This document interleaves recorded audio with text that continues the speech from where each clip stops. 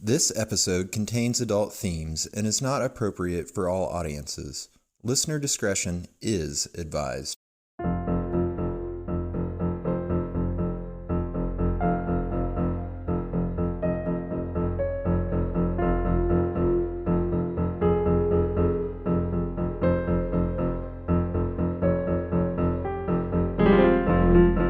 Hello, the world. This is They Will Kill, a true crime podcast. I'm Sadiak. And I'm Courtney-iak. And we are hosts, and we continue to be sisters. Yes, we do. We are going to talk to you today about some murder. Yep. And Well, today's not murder, but it is death. I will clarify. Well, it kind of is murder. Anyway, it's complicated, but we'll get into it. Isn't it always? Yes. But yeah, it's a beautiful day. It's Sadie's birthday. Well, it won't be when you're listening to this, but happy birthday. Thanks. Why don't you take it away? I will take it away. So today I'm going to talk about the Anoka Hennepin suicide cluster. Yeah. I relied very heavily on the article One Town's War on Gay Teens, written by Sabrina Rubin Erdely for Rolling Stone. I don't like that kind of war. I mean, I don't really like war at all, but... Yeah, this is a particularly heinous war. And trigger warning for aggressive homophobia, bullying, and suicide. This is it's... Once again, I'm giving you a case where you don't get to say anything but what the fuck and oh god, because it's really kind of brutal and sad, but important. And seeing as how we're in the last 2 days of Pride Month, happy Pride, everybody. We've been so focused on Black Lives Matter and working for the equality of oppressed peoples that we sort of forgot about Pride this year. I mean, we didn't forget about it, but it's sort of it morphed into something else. So we did want to say happy Pride, and I was poking around and found this case and thought this would be an appropriate one to talk about at the end of Pride Month. Perfect. I'm here for it. Great. Happy Pride to you, Courtney. Thank you. I am very proud. Yes. In 2008, Michelle Johnson and her daughter, 8th grader Samantha Johnson, moved from rural North Dakota into the 38,000 student Anoka. I'm going to say this wrong every single time, so please, I listened to several videos. I wrote it out phonetically, but I'm still probably going to screw this name up. Anoka Hennepin School District. Within a year of moving to the district, Samantha began falling apart. Her grades were failing. She dropped out of volleyball. She became more and more depressed. Samantha's best friend, 7th grader Brittany Geldert, quote, was a low-voiced, stocky girl who dressed in baggy jeans and her dad's Marine Corps sweatshirts. Brittany was also mercilessly bullied, being called dyke, whore, cunt, and cockmuncher. We're just jumping right in today, guys. On a daily basis by her fellow classmates.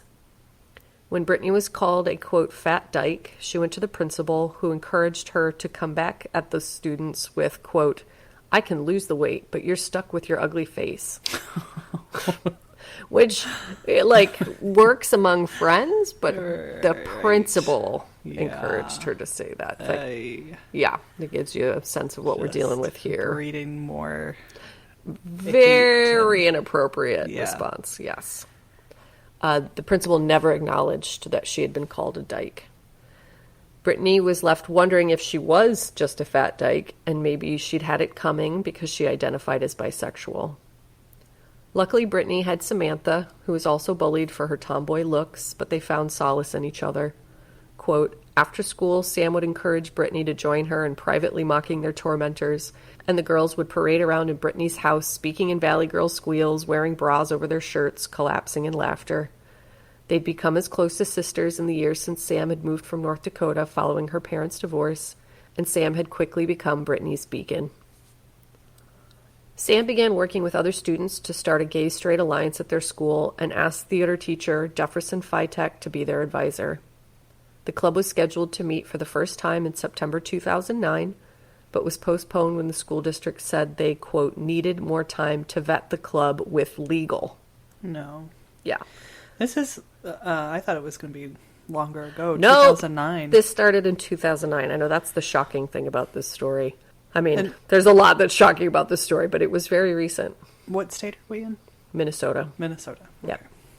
When the community caught wind of the plans to start the club, they made their opinions very clear. Quote, "This is an assault on moral standards," read one letter to the community paper. Quote, "Let's stop this dangerous nonsense before it's too late and more young boys and girls are encouraged to come out and practice their gayness right in their own school's homosexual club." Oh, God forbid. I know. Oh, God. Yeah. I'm going to get real mad real fucking fast. Oh, it just gets so much worse. Like, Okay. it's a marathon, not a sprint. Okay. Yes, it's horrifying. Okay. The club's inaugural meeting was postponed a couple more times until November 2009, but Sam wasn't in attendance. Despite having several rough months at school where her mood soured and her grades slipped, her mother claimed she'd seemed to have turned a corner recently and was feeling better. Quote, "On Veterans Day, they made plans to play football in the backyard and to grill outside. Michelle and her boyfriend, John, went to the store to rent a movie and pick up some food. When they pulled into the driveway a half hour later, John heard the gunshot." No. Brittany was on the school bus on her way home when another student sat next to her and asked, quote, "Did you hear Sam said she's going to kill herself?" A 16-year-old student named TJ had killed himself earlier in the school year, so dramatic suicide talk had become more commonplace between she and her friend, and she shrugged the boy off. She thought about it all the way home and decided to bring it up to her mother. Quote, "This isn't something you kid about, Brittany," her mom scolded, but decided to call Sam's mother just in case. Quote, "A minute later she returned, her face a mask of shock and terror. Quote, 'Honey, I'm so sorry. We're too late,' she said tonelessly as Brittany's knees buckled. 13-year-old Sam had climbed into the bathtub after school and shot herself in the mouth with her own hunting rifle. No one at school had seen her suicide coming. Oh, God. I know. Samantha's mother learned that aside from teasing her because she was chubby and tomboyish, students began targeting her as a lesbian, and the girls on the volleyball team had begun stalking her, teasing her about anything they could find, her hair, her looks, her clothes. They said she tried to wear more feminine clothes, which resulted in even more harassment. Students said that at least one teacher had witnessed the harassment without intervening, and when Samantha stopped going to volleyball practice, no one bothered to reach out to her mother. The most tragic thing? TJ and Samantha's deaths were just the beginning. Justin Auberg was a slight 14-year-old boy with blonde Bieber bangs, you know how much I love the Biebs, who'd recently come out to his mother as gay. Quote, "I'm pretty sure I'm gay," he answered softly when they had the conversation about it. Then he abruptly changed his mind. Quote, "Whoa, whoa, whoa, wait," he shouted. "I'm positive I'm gay," Justin proclaimed. I know. "Okay," Tammy Auberg noted. "So, just because you can't get him pregnant doesn't mean you don't use protection," she proceeded to lecture her son about safe sex while Justin turned bright red and beamed. I know. Justin came out in 8th grade and was immediately harassed by his peers. One jock grabbed him by the balls and squeezed, saying, quote, "You like that, don't you?" Ugh. Justin was constantly humiliated but never reported the harassment to anyone and was particularly wary of worrying his parents who'd recently filed for bankruptcy and lost their home to foreclosure. When he was entering high school, he remained hopeful, saying to a friend, quote, "There'll always be bullies, but we'll be older, so maybe they'll be better about it." Unfortunately, high school was equally as horrible as middle school, and he was regularly called, quote, "faggot," and pushed into lockers. A couple of months into his first year in high school, he learned of Samantha's suicide, the second to occur in his school district. He tried to remain positive, despite the horrors of daily life in school and the mounting unease among his peers. Over the next 2 years, 9 students in the Anoka Hennepin school district would take their own lives. Oh my God, 9. 9. That is, I know. You think like 4, 9. wow. Quote, child psychologist Dan Reidenberg, executive director of the Minnesota-based Suicide Awareness Voices of Education, declared the Anoka Hennepin School District the site of a, quote, suicide cluster, adding that the crisis might hold an element of contagion. Suicidal thoughts had become catchy, like a lethal virus. Quote, here you had a large number of suicides that are really closely connected, all within one school district in a small amount of time, explains Reidenberg. Quote, kids started to feel that the normal response to stress was to take your life. Quote, just 11 days after Sam's death on November 22nd, 2009, came yet another suicide, a Blaine High School student, 15-year-old Aaron Jurek, the district's third suicide in just 3 months. After Christmas break, an Andover High School senior, Nick Lockwood, became the district's fourth casualty, a boy who had never publicly identified as gay, but had nonetheless been teased as such. Suicide number 5 followed, that of recent Blaine High School grad Kevin Buckman, who had no apparent LGBTQ connection. Before the end of the year, there would be a 6th suicide. 15-year-old July Barrick of Champlin Park High School, who was also bullied for being perceived as gay, and who complained to her mother that classmates had started an, quote, I Hate Julie Barrick Facebook page. At least 7 other students were hospitalized for threatening or attempting suicide. Brittany became severely depressed, was plagued by thoughts of Samantha's death, cried constantly, began cutting herself, and was hospitalized for a week when she couldn't promise her parents that she wouldn't kill herself. Justin tried his hardest to live a happy life, studying cello and practicing for hours in his room.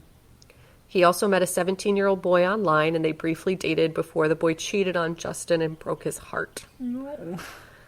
While he reeled from his first heartache, kids he didn't know began messaging him through Facebook, telling him he was a, quote, fag who didn't deserve to live. The next paragraph is all a direct quote from the Rolling Stone article, and major trigger warning come up. This part is really graphic and deals with suicide. One morning, Justin's mother knocked on his door around noon, realizing it was late in the day and she hadn't seen him yet.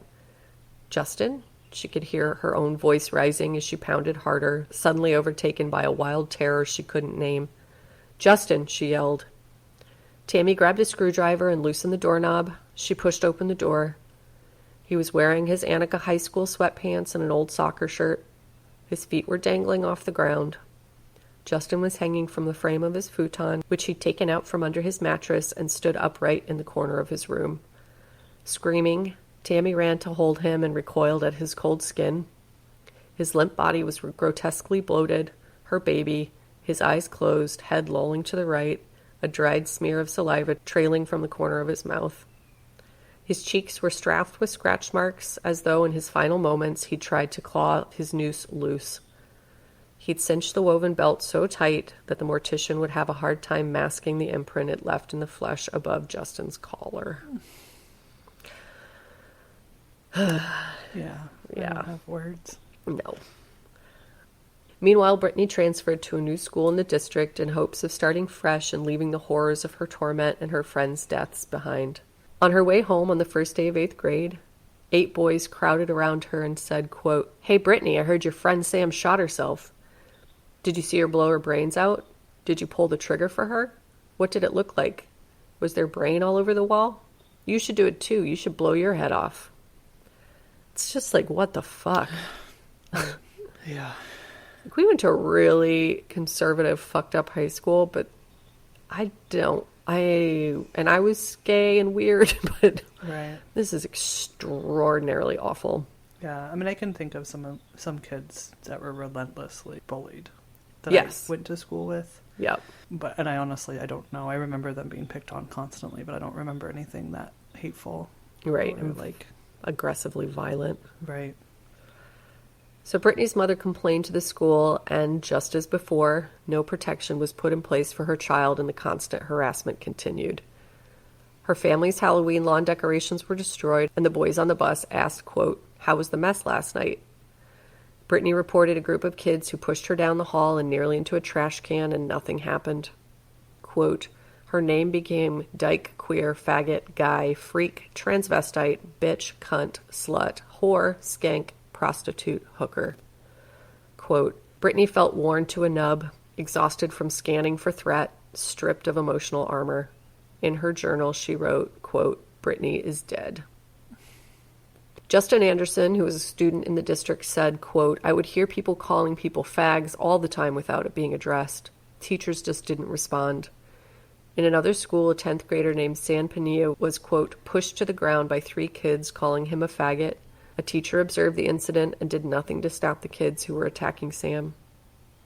Another 10th grade girl had been called a lesbo and sinner so many times and was so discouraged by her teacher's silence that she finally reported the assaults to an associate principal who gave her the advice to, quote, lay low. I assume we're going to talk more about the lack of... Nope, that's just sad at the end. Yes. Okay. Absolutely. I'll let you keep going. Yes. Yeah. She would later attempt suicide.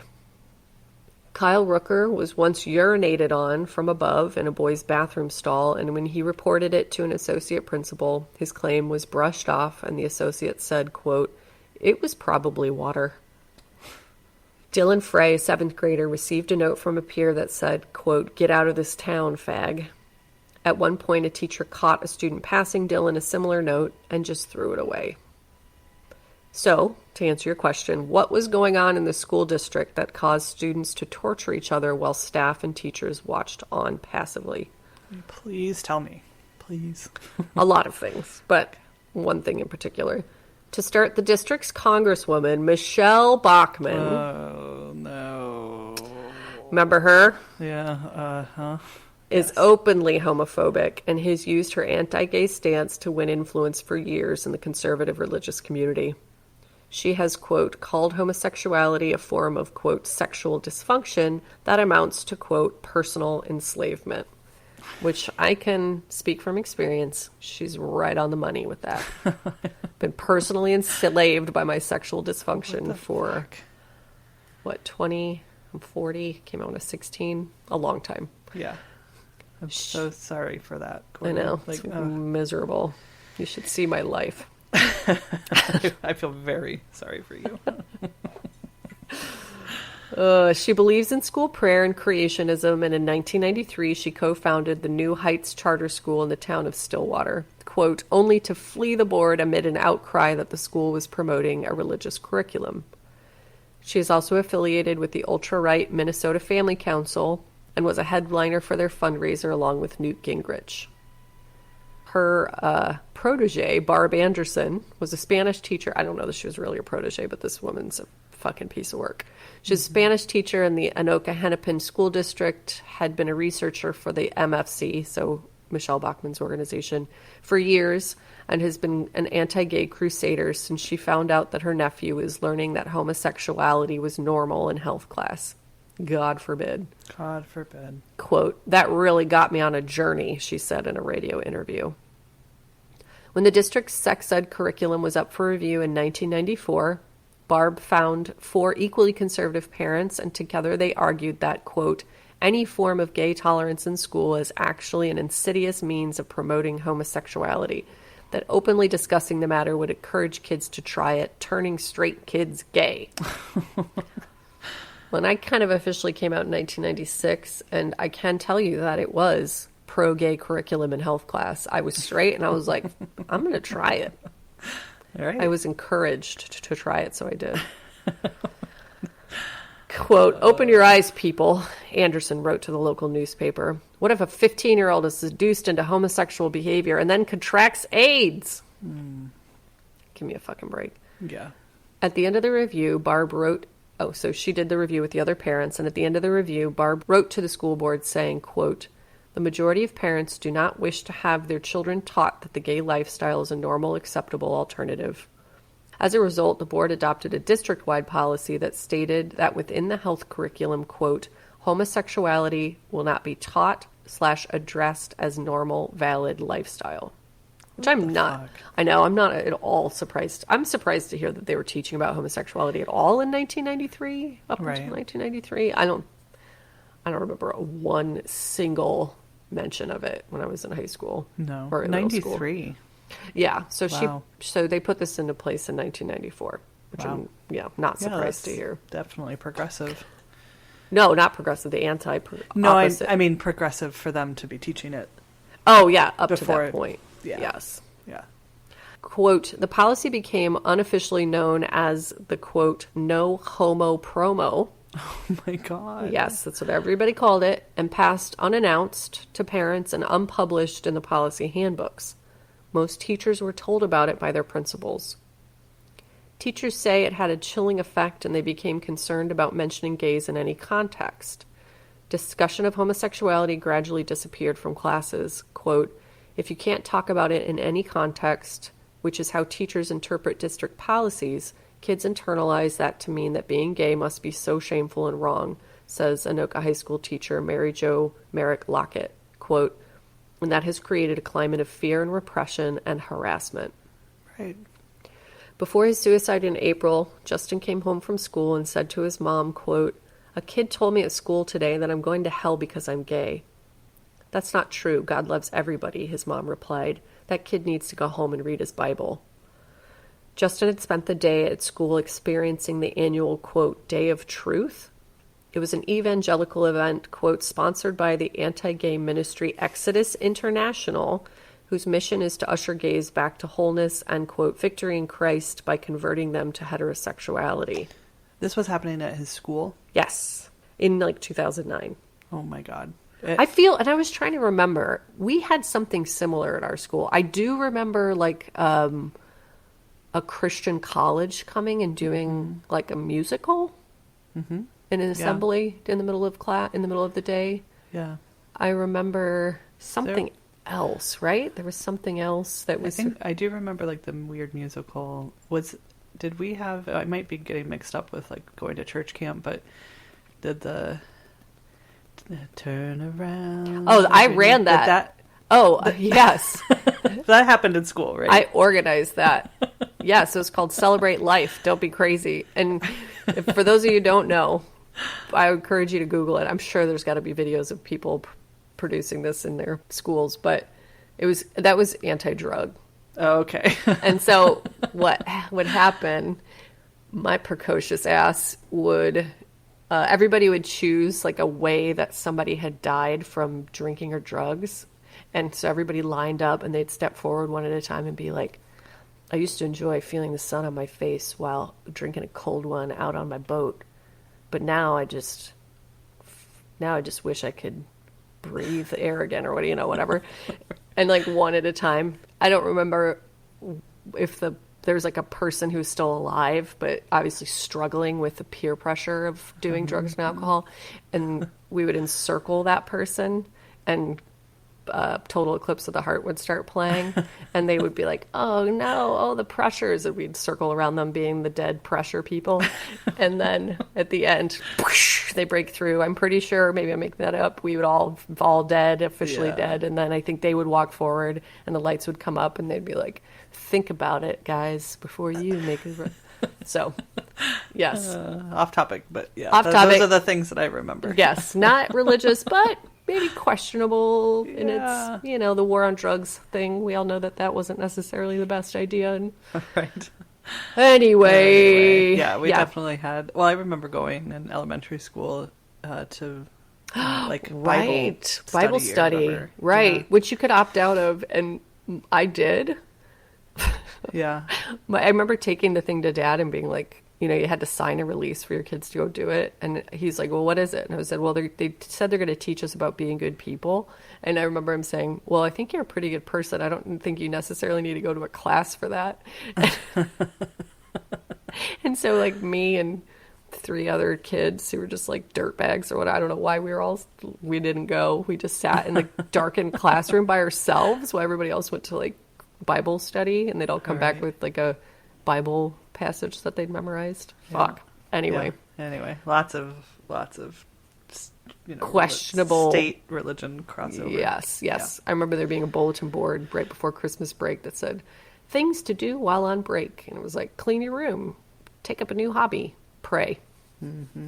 And pray I did. Just kidding. I'm not against prayer. I'm certainly not against, but yeah. I am for separation of church and state. Yes, very much. I am too. So, Day of Truth has faced plenty of litigation, and federal appeals court ruled in 2011 that 2 Illinois students' Day of Truth t-shirts that said, "Be happy, not gay," were protected by their First Amendment rights, which essentially affirmed the legality of Day of Truth. Mm-hmm. On the day Justin attended the rally, quote, local churches had been touting the program, and students had obediently showed up at Anoka High School wearing Day of Truth t-shirts, preaching in the halls about the sin of homosexuality. Justin wanted to brush them off, but was troubled by their proselytizing. Secretly, he had begun to worry that maybe he was an abomination, like the Bible said.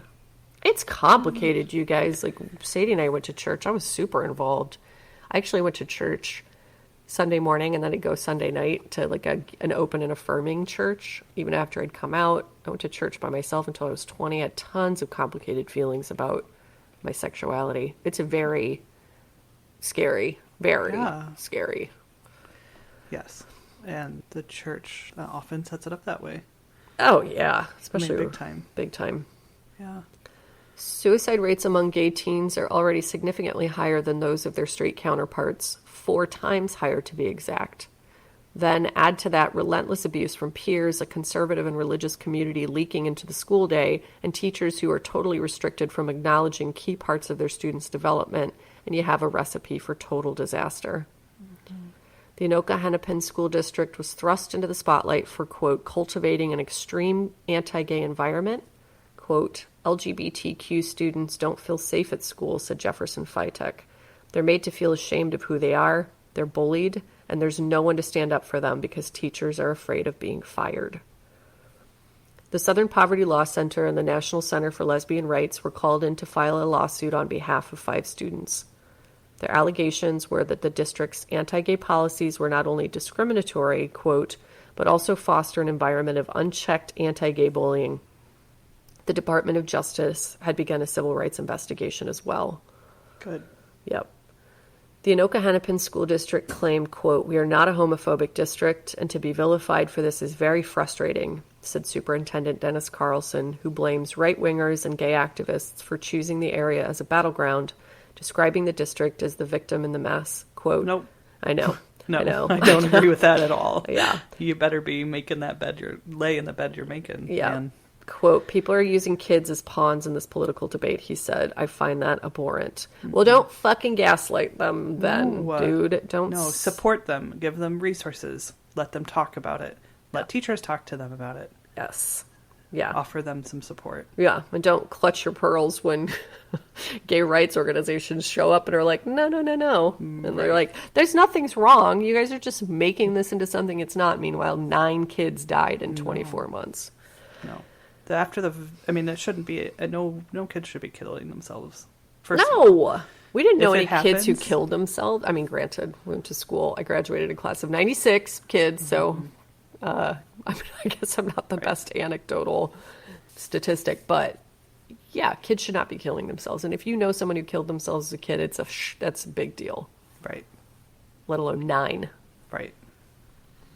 In regards to the deep religious conservatism in the area, churches like First Baptist Church of Anoka preach that, quote, homosexuality is a form of mental illness caused by family dysfunction, childhood trauma, and exposure to pornography, a perversion curable through intensive therapy. No. No. No. Absolutely If you're not. listening to this and you're wondering, the answer is no. That's not true. 1,000,000,000 billion trillion % no. It's so damaging. It's so traumatizing. I can put you in touch with multiple friends who were put through conversion therapy in high school and early 20s, and it's a fucking awful thing to do to a child. It's torture. Yeah. In 2009, the No Homo promo was finally called for review after a student named Alex Merritt filed a complaint with the State Department of Human Rights, quote, claiming he'd been gay bashed by 2 of his teachers during high school. According to the complaint, the teachers had announced in front of students that Merritt, who is straight, quote, swings both ways, speculated that he wore women's clothing, and compared him to a Wisconsin man who had sex with a dead deer. Jesus Christ. The charges were denied by the teachers, but the school district paid $25,000 to settle the complaint. This got the attention of gay rights group Outfront Minnesota, who began making inquiries at school board meetings, specifically challenging the No Homo promo.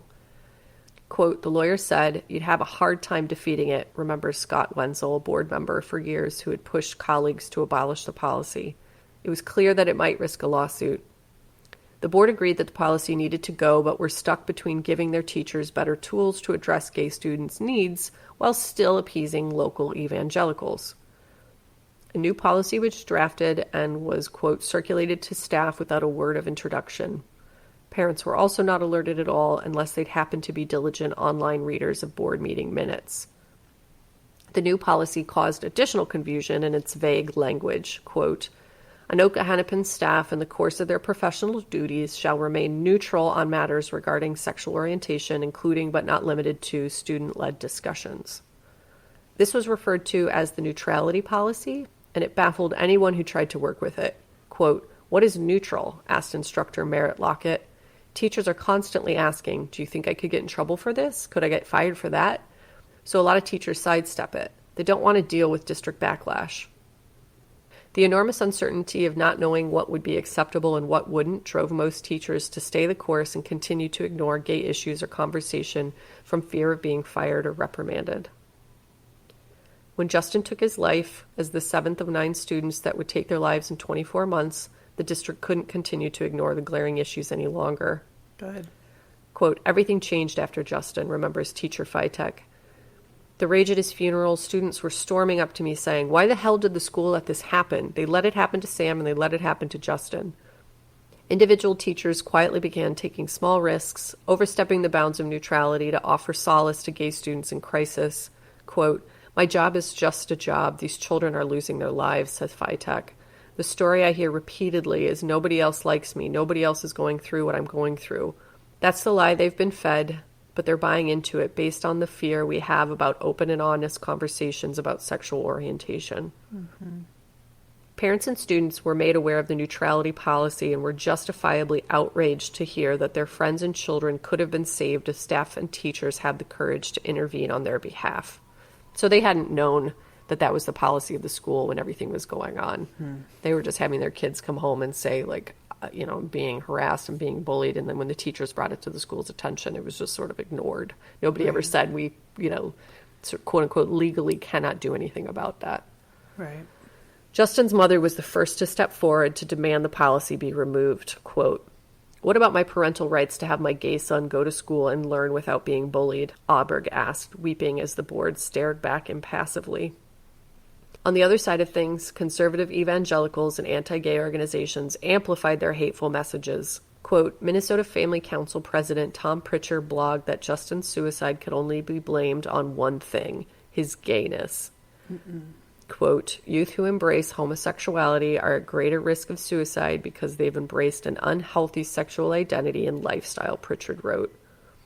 Conservative parents came together to form the Parents Action League in opposition to the, quote, "radical homosexual agenda in schools." The goals they listed on their website: promoting Day of Truth, providing resources for students, quote, "seeking to leave the homosexual lifestyle," supporting the neutrality policy, and targeting, quote, "pro-gay activist teachers who fail to abide by district policies." You know what? Why don't you mind your own fucking Seriously. business? Can you imagine, like, your No. gay son took his life because he was so horribly harassed, and then these fucking parents come out and say these awful things? It's just... No, I'm like, I'm actually sick to my stomach. I feel sick. It's disgusting. It's disgusting. And we'll talk about this at the end, but the conservative reaction to double down on things like this, it just makes my eyes bleed every time. Yeah. I'm just like, how do you have zero empathy? None. Zero. Yep. Until one of their children come out as gay and they either doubled down harder or suddenly it's okay. Yeah, exactly. Which, luckily, generally, it became okay. It's called visibility. Right. And it worked. And I do believe that that's why I was given the right to marry my wife, because fucking Dick Cheney's daughter was like, ta-da! And then everybody else followed suit. And when that many Republicans' daughters are gay and sons are gay, then eventually the tide turns. And thank God it did. I mean, we're far from out of the woods, but things are much better. When asked if she held any responsibility in the students' suicides, Barb Anderson, who co-wrote the original No Homo promo, flipped the blame onto pro-gay groups. Quote, "She explained that such child corruption agencies would allow quote-unquote gay kids to wrongfully feel legitimized. Quote, and then these kids are locked into a lifestyle with their choices limited, and many times this can be disastrous to them as they get into the behavior which leads to disease and death." She added that if LGBTQ kids weren't encouraged to come out of the closet in the first place, they wouldn't be in a position to be bullied. I hate her. Well, you should just keep it to yourself, though. You know? I know. Hey. Oh my God. Unbelievably, even after hearing testimony from parents and students outlining their abuse at the hands of anti-gay teachers, staff, and students, the board refused to change or remove the policy. What? Yes. Quote, the board stated quite clearly that they were standing behind the policy and were not willing to take another look, recalls board member Wenzel. Further insulating itself from reality, the district launched an investigation into the suicides and unsurprisingly absolved itself of any responsibility. Like, how can you be in charge of your own investigation into whether or not you did something? Listen, how many times have we heard the same thing? Right? It's like, yeah. No. The DA investigated, the DA decided, but you're like, yeah. Right. Yeah, no. Quote, I did it. Yeah, go ahead. Yeah. I could go on with that, but I won't. Yeah. Quote, based on all the information we've been able to gather, read a statement from the superintendent's office, none of the suicides were connected to incidents of bullying or harassment. Bullshit. Yeah. Yes. 100% bullshit. The kids weren't just bummed out. No. 9 of them. No. That's not how this works. No. Like, every teen ever in the history of the world feels awful feelings and is like bummed and confused, and Yes. majority of them continue to Live. Yeah. They did, however, offer PowerPoint presentations to clarify what type of language would be acceptable under the Oh, thank policy. God. Quote, if they hear gay slurs say the word fag, the best response is, quote, that language is unacceptable in this school. Quote, if a more authoritative response is needed, the slide added, the teacher could continue with the stilted, almost apologetic explanation, quote, in this school we are required to welcome all people and to make them feel safe. God. But the teachers were, of course, reminded to never show, quote, personal support to LGBTQ people in the classroom. Oh, God forbid. God forbid. The debates... I really am, like, ready to flip desks here and, like... burn everything down. I just why Yeah. why, like, we need to support and love each other. Yes always Always. Like, especially when you're a teacher Yeah. dealing with teenagers. Yeah. If you can't Like, handle they it. have the most access, Yeah. and like I know. I'm freaking out. I know. I was like, poor Sadie, like young boys, what's going to happen when they get a little bigger? Yeah, I mean, right. Yeah. Yeah, I think about it all the time. You know, living in a tiny little town in central Indiana, I think about it all the time for them. Yeah. Well, luckily your superintendent immediately wrote that incredible letter in response to Yeah. Black Lives Matter, which was very encouraging. Yeah, no, the school district here luckily seems pretty awesome, but still. Yes. You're We putting... live in a very conservative Christian part of the world. And Yep. I feel all the time like my boys, as they get older, are at risk for being Right. who they are. And Right. I don't even know who they are. They are 5 years old and 2. Yeah. Like, and I seriously think about it all the time. I'm sure. Because of shit like this. Yeah, I'm sure. You're putting trust in these people to help you raise your children. Well, yes, and just love them. Yeah. Because they're children. Like, Yeah. that's... Oh, God. Okay. Yep. The debate and interpretations between staff, teachers, parents, and outside organizations was endless, and all the while, students lived in a bizarre horror show, constantly bracing themselves for more loss and confusion. Mm-hmm. Quote, over the course of the 2010-2011 school year, 700 students were evaluated for serious mental health issues, including hospitalizations for depression and suicide attempts. Kids flooded school counselors' offices, which reported an explosion of children engaging in dangerous behaviors like cutting, asphyxiating each other, and the choking game. Mm-mm. Eventually, an 8th student took his own life, high school senior Cole Wilson, who had no reported connection with the LGBTQ community. Luckily, the law organizations who descended on the district as news of the deaths spread were able to build a case based on the alleged abuse and harassment of students and the neutrality of teachers and staff. Samantha's grieving but steadily improving best friend Brittany would be called as one of their plaintiffs. Quote, the lawsuit accuses the district of violating the kids' constitutional rights to equal access to education. In addition to making financial demands, the lawsuit seeks to repeal the neutrality policy, implement this LGBT, this was their terminology, sensitivity training for the students and staff, and provide guidance for teachers on how to respond to anti-gay bullying. The school board eventually independently pulled the neutrality policy. So they said it wasn't because of the lawsuits, which, yeah, fucking right. Right. And replaced it with a, quote, controversial topics curriculum policy. Jesus Christ. Like, just... Oh. I know. Okay. Which required teachers to not reveal their personal opinions when discussing, quote, controversial topics. Which is like, you can't just change the name. No. You know? It's the exact same fucking policy. So this policy was attacked from both sides. And so the board quickly retracted it and proposed replacing it with the, quote, respectful learning environmental curriculum policy.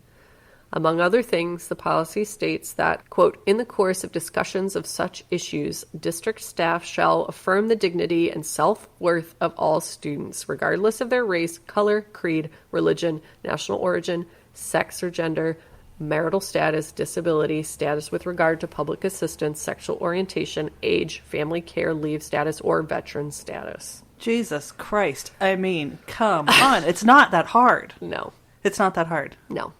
You just support each other. Yes. And you offer a safe place for kids to go every day of their lives to learn information. Yeah. Like, it's just not that hard. No. Be nice and supportive. Yeah. Like, we're human beings, and you don't get to say who's of value and who's not. You just don't, guys. It's not up to you. Nope. The school board vehemently denies that they hold any responsibility for the suicides, claiming that they put more counselors and staff in place. Good for you, but they couldn't fucking talk about anything. But refusing to address how their policies were affecting students' mental health directly. Quote, Teachers Union President Blaha, who calls the district's behavior through this ordeal, quote, irrational, speculates that the district's stupefying denial is a reaction to the terrible notion that they might have played a part in the children's suffering or even in their deaths. Quote, I think your mind just reels in the face of that stress and that horror. They just lost their way. You know what, though? That I think about that all the time. If we could learn how to apologize. Yes. And say, I was wrong. Yes. I didn't understand. I have learned. Yes. It would bring so much healing in so many places in our world. Yeah. Like, it's okay to make a mistake. It's okay to not know everything. It's okay to have ideas that are wrong and to change them. Yes. And to make amends for that. Yeah, exactly. And how healing would that be for the children's families, the children who died, for the kids that are in school now? Yes. For somebody, an adult, to stand up and be like, we were wrong. We are sorry. We support you. Like, yeah, that's all. I know. You know. Defensiveness is a killer. It's ego. Yes. It's all ego. It's just like in the process of learning, you're putting lives at risk. And that's a very dangerous game to play. But then on the other side of it, just acknowledge it. And I'm sure there's like a massive amount of liability that comes with a district saying, yeah, we probably are responsible for these children's deaths. But don't care. Yes. Like, yeah, you get sued all you want. Yeah. I mean, we love to sue people. Let's sue that school board, Courtney. I'm ready. I'm really, honest to God, surprised that there wasn't more or hasn't been more. Oh, yeah. Wow. So all middle schools and high schools in the Anoka Hennepin School District now have student-run gay-straight alliances. The kids find solace in each other and the time they have together to discuss problems and fears and make plans to keep each other safe as they make their way toward adulthood. Good. The ninth student to take his own life was Jordan Yenner, a 14-year-old with no evident LGBTQ connection. The students want to keep each other safe from other students and, tragically, also from themselves. This part's probably going to make me cry. Yeah. In one of the meetings, a small boy with an asymmetrical haircut speaks up, quote, what this GSA means to me is, in 6th grade, my only friend here committed suicide. The room goes still. He's talking about Samantha. The boy starts to cry. Quote, she was the one who reached out to me. He doubles over in tears and everyone collapses on top of him in a group hug. From somewhere in the pile, he continues to speak in a trembling voice. Quote, I joined the GSA because I just wanted to be like her. I wanted to be nice and loved. Everybody just wants to be nice and loved. Well, not everybody wants to be nice, but everybody wants to be loved unless you're a fucking sociopath. We have to talk about sociopaths eventually because, oh my God. that's a much broader topic, but sociopaths are essentially like ruining everything. Right. You know, not essentially, they are ruining everything, but Yes. anyway, that is the deeply, deeply tragic, and very upsetting story of the Anoka Hennepin suicide clusters. Oh my God. I mean, birthday ruined. I'm so mad. Just. Oh my God. Thank you for telling that. Yes. It's so important to talk about. And Oh, what the fuck, man? What the God. fuck? I mean, we Seriously. talk about this all the time, and I do have a little bit more information to share, but when you're kind of cruising around looking for a case to cover and you type in, like, gay murder, it's like, I'll just find something about gay people. And you're like, holy shit. And I remember, you know, obviously Michelle Bachmann, God bless her, Yeah. or the opposite of that. Right. You know, she had a ton of airtime specifically about anti-gay issues and family first and all that bullshit. But yeah, I don't really remember hearing about this. Well, and when you were talking about, or telling the story, I was thinking about, and his name just popped out of my head, the sex advice columnist, the stranger. Oh, Dan Savage, yes. Dan Savage. I thought about him a lot as I was reading this too.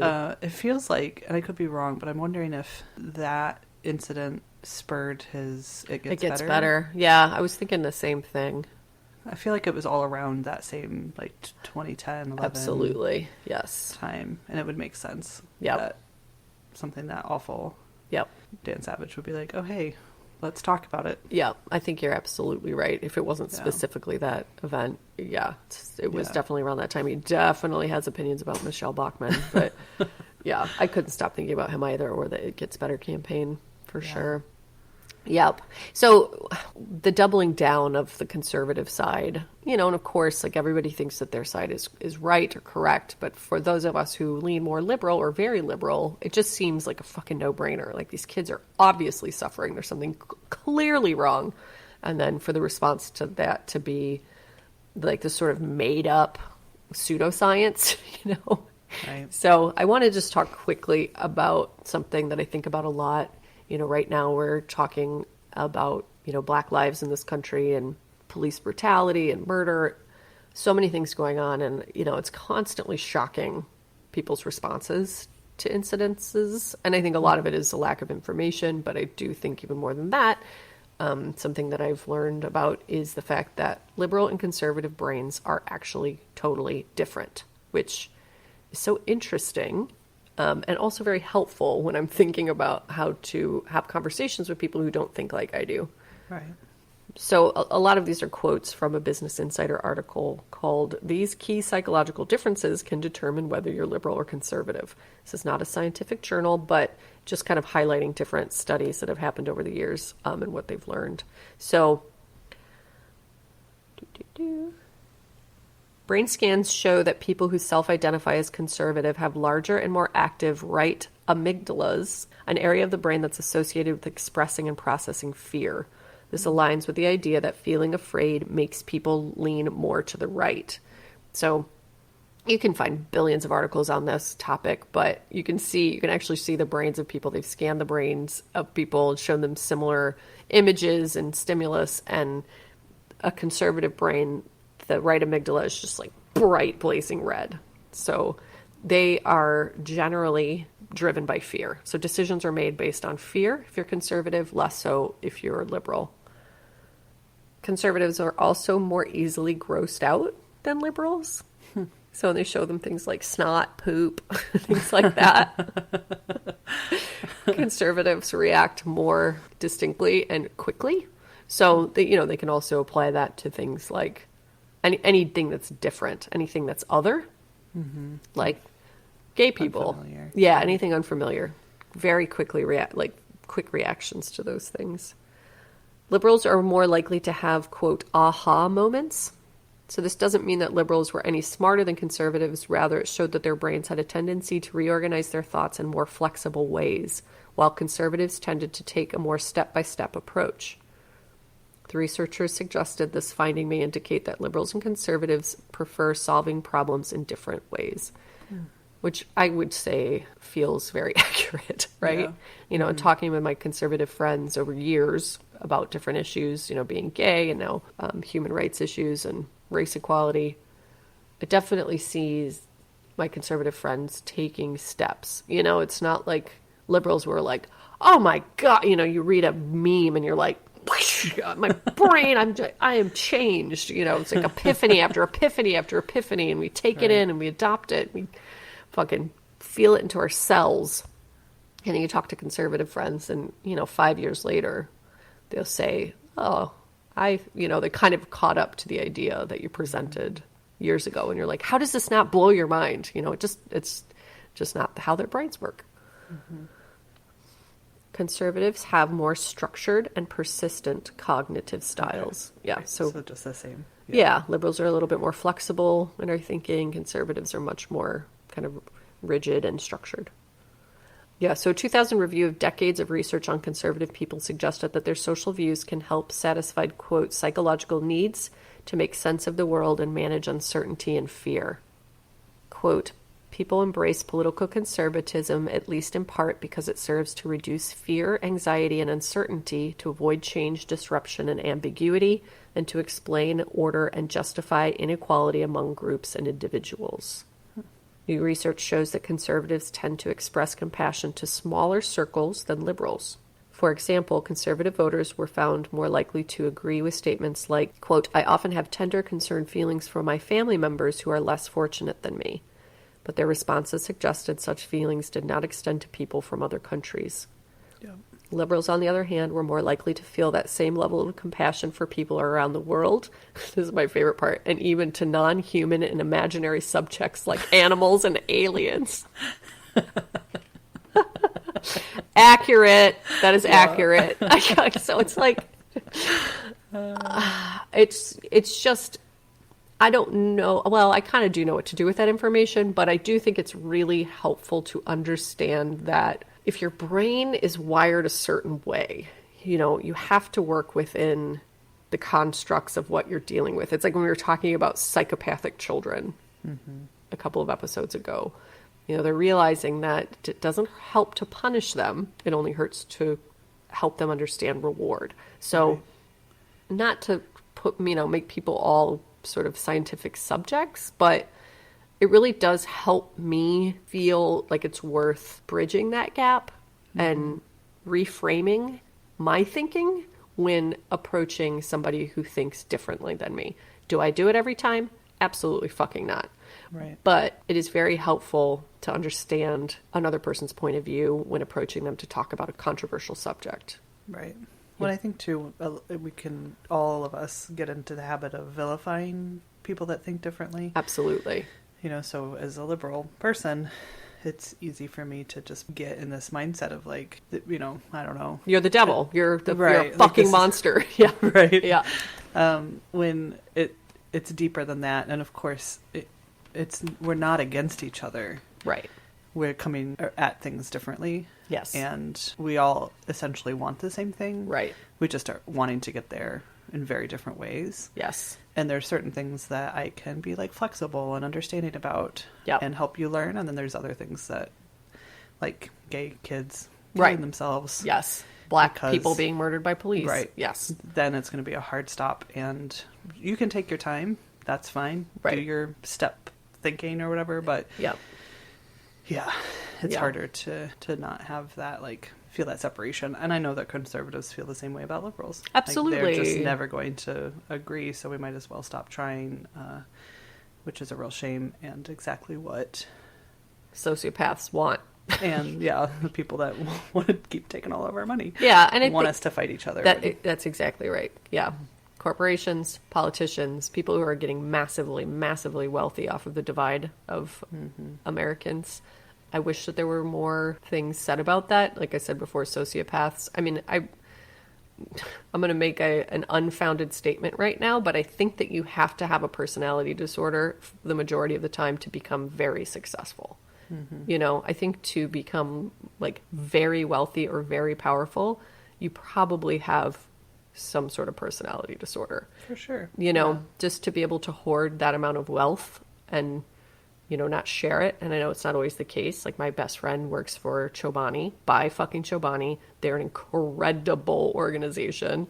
Hamdi, who's the founder and CEO, is just a remarkable human being. So he's an exception. There are exceptions. Right. But, if you're that powerful, you're that wealthy, you probably have something fucking off in your brain that's untreatable, uncurable, and that's a problem. I hope that we somehow can learn how to recognize that in people and either treat it or cure it. So, right. We can have more of a fighting chance, but people in power are manipulating the media to manipulate us, period. It's not a conspiracy theory. The whole point is for us to hate each other. And the whole point is for us to play on each other's fears. And like Sadie said, some things are a hard stop. Some things are completely fucking unacceptable. And they have been normalized as acceptable. And we are, I think, working in a direction where that will be less the case. But in the meantime, we need to recognize those moments where you're talking to somebody or you're receiving information on the left or the right that is sort of antisocial, sociopathic, maybe, not the best information to share on the topic. And then also to just check in when you're in those moments with somebody who doesn't agree with you and say, okay, am I trying to be right or am I trying to be helpful? And kind of reframe and then reapproach. And if you came in hot, maybe apologize. That never hurts, like we said. If you came in just like telling somebody that they're a horrible person, blah, blah, blah, we know that doesn't work. It feels good in the moment because you're like, how the fuck, what is wrong with you? But it's not ultimately helpful and it doesn't save lives. It just doesn't. When you were talking about the conservative brain, they cherish and support their small group around them. Yep. And that's where the Southern hospitality comes in. And same thing here in the Midwest. You will not find a nicer group of people who will give you the shirt off their back and help you. And we laugh about get stranded on the side of the road and people are there's gonna be multiple people stopping to help you, and they're gonna fight with each other so that they can be the one to actually not an exaggeration. No, it happened to me the other day. And so expanding that bubble and I think that's why the visibility for homosexuality and once it becomes familiar and not other than but part of your circle, that's where the change comes in. And so figuring out ways to bring that closer and, offer more access, because for liberals, it's easier to just be like, oh yeah, that makes sense. I'm not afraid of immigrants. Right. I don't need a wall built because that doesn't feel scary to me. Yeah. It's a totally different way of thinking. Totally. Totally. You're absolutely right about all of that. And that's why the younger generations are much more evolved interpersonally because they have made connections with people all over the world. They grew up with access to everyone, and we did not. We had access to our small circles. If you're lucky, you got to go to Indianapolis with your friends when you're in high school like we did. But otherwise, that's all you had, what was right in front of you. And we made zines and stuff. We'd write letters and we'd send them off to people that had posted in zines. And then 2 weeks later, you'd get a response and you'd make a friend in Cincinnati. We just didn't have that immediate, constant, unending access to other people. And, in some ways, plenty of ways, social media has ruined the world. But I think currently it's saving the world, and it's kind of incredible. But it is it's visibility and accessibility. Yep. So there you go, guys. Happy birthday. Thanks. Sorry to ruin it. And No, it's good. It's so important. No, I was trying to ruin it. You did. Yeah. I'm ruined.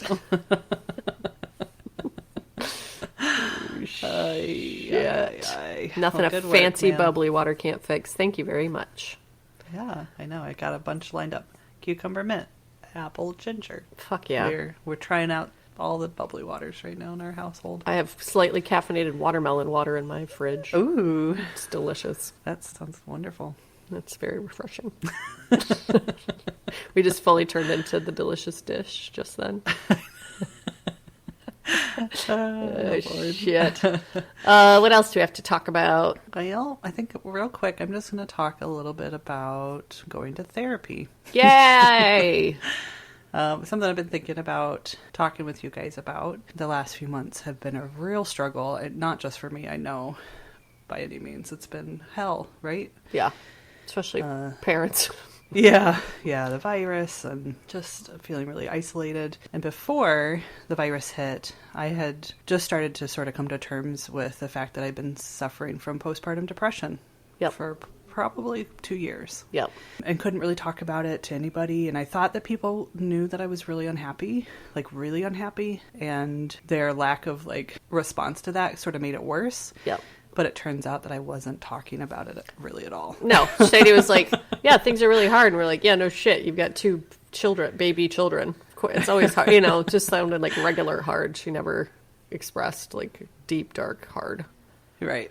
Yeah. And so once I started to talk about it, and then people were like, oh my God, I had no idea. And even my husband was like, no, dude, you just, I didn't know. I didn't know. So I started to come out of it and figure out ways to find support and, exercising regularly. Making a podcast.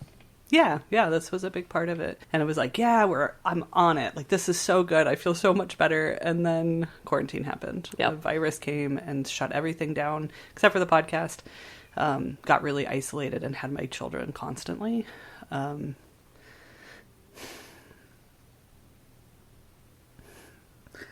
didn't think I was going to cry about it. And things just sort of intensified and got dark again. Yep. My husband, Ryan, his name's Ryan, he really started to sort of push gently. You should probably see a therapist. You really should talk to somebody about it. I think it would make you feel better. Mm-hmm. And I was worried about money, and I was worried about the time it would take. Mm-hmm. And it's also very hard for me to express my feelings out loud. Mm-hmm. I think a lot of people feel that way. And I just didn't know. I didn't know what would happen if I started to express myself. Would a dam break, and I would never be able to take it back. Yeah.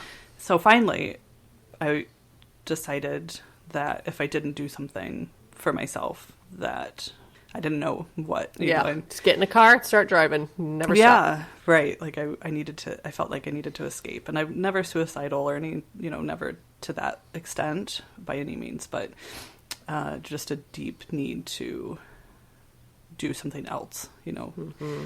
And so I finally started seeing somebody. And oh my God, you guys, that shit works. Yep. It's amazing. I've seen her twice, so it's pretty much brand new. Yeah. I've seen her last 2 weeks. And it's even over the computer. We're not seeing each other in person. And I feel so much better overall. Yeah. It hasn't necessarily helped me, things that I want to work on, my yelling at my children. Yeah. I hope that I don't lose my temper as often and things like that. And that's still true, but I don't beat myself up as hard about it. Right. And I have more perspective.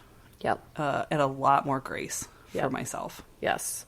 So I know that other podcasts that are really popular have talked a lot about going and seeing therapists. And I've always sort of thought they have the means to make it work, mm-hmm. or it's, sort of, that's them. That's what they do. Right. Something you do in cities or whatever. Right. Yeah. For a, middle, low income, stay-at-home mom in central Indiana. Yeah. Who finally decided to put myself first in a way and spend some money. I would do it again. I wish I had done it sooner. Yep. I plan to see her very regularly. Yep. And one thing that I've learned while setting it up is that oftentimes if you have insurance right now, in particular because of COVID, many insurance companies are offering a few sessions for free. Yep. To get you started. So look into that and see what your options are if you need to talk to somebody. Yeah. Find the right fit and make sure that the person that you're talking to, you really feel that connection with, that you can actually talk to them and do it, you guys. Yeah, man. It's been huge for me. Yeah, it's like a major shift in Sadie. Yes. Major Big shift. Time. Big time. Yeah, mental health, man. Get that shit sorted out. Yeah. Yep, because it turns out that you shouldn't just feel like your life sucks all the time. PSA, you should enjoy your life. Even if you're making sacrifices as a parent or a caregiver or something, you should still enjoy your life on some level. Right. Yes. Yep. I mean, I have the most lovely children. Oh, my God. They're funny and they're bright, and it was hard to be with them every day. Yeah. Yes. When I come home from seeing them for 8 hours, I have to take a nap. They're wonderful, but man, it's a lot. Yeah, but I already am finding myself able to enjoy them more because I'm not feeling as depressed. Yeah, so. Absolutely. Absolutely. No, go do it. You need somebody who's not your family member, which you said to me the other day, to tell you that it's okay to feel the way you feel and to react the way you react, and to just give you that validation and help you sort of like unpack things and put them in the right places rather than just like all into the I'm a bad person fucking file. Right. Right. Well, and I think that moms in particular, we hear all the time, like, you need to take better care of yourself. Yep. Or you need to do more for yourself. But without any, like, follow through of what that might look like or offers to help them do that. Yes. Or, you know, so it's just more pressure of, like, yeah, no fucking shit. Right. Of course I should be taking better care of myself. How do I do that? Yeah. And that's what the therapist is able to help Yes. sort of sort out. Like, you know, these are the ways that you can do that. And by putting aside and getting rid of some of that emotional baggage and, like, Yes. you know, I was spending so much time just feeling bad in my body Yep.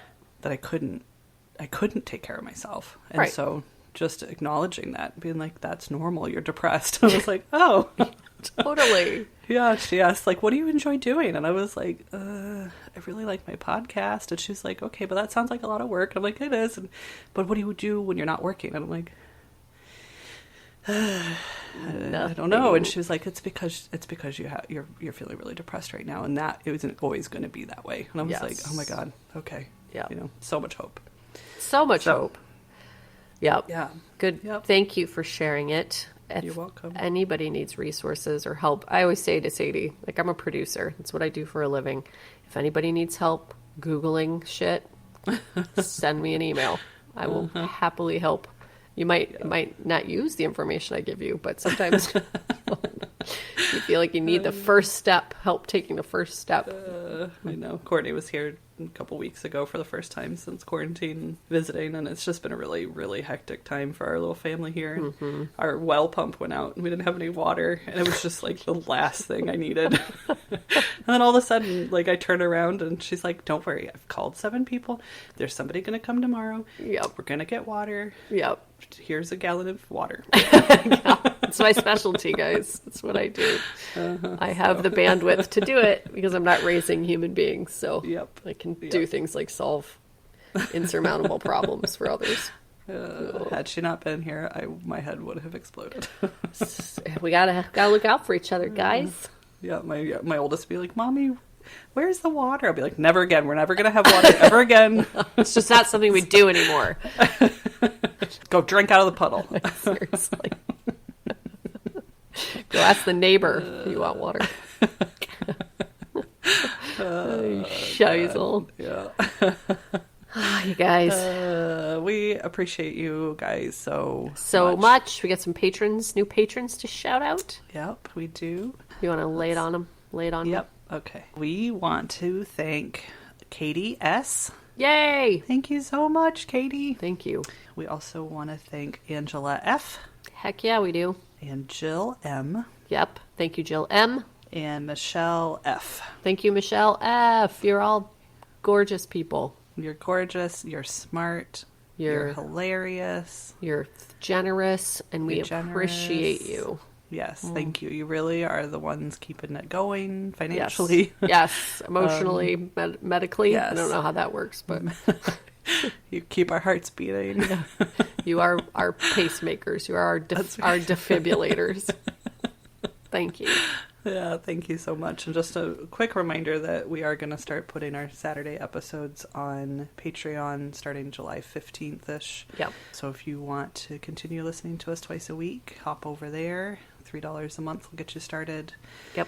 And we really appreciate it. Heck yeah. So much. Yes. Yep. I think that the shadow band is lifted. I feel like people are seeing us again on I think Instagram. so too. Yes. Feels back to normal. Yeah, the emails, the messages. Don't ever think that you're bugging us. No. It's so nice to know that people hear us and they enjoy what we're saying, and it gives us the motivation to keep going. So thank you.